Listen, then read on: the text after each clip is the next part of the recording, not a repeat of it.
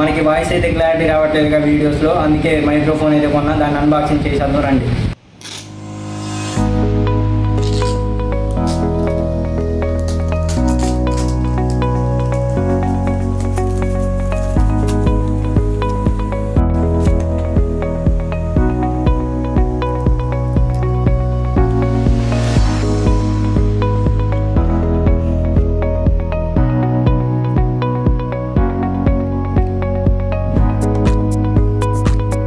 అయితే రిసీవర్, ఇది receiver and ఇది ఫైనల్లీ మన మైక్ అనమాట.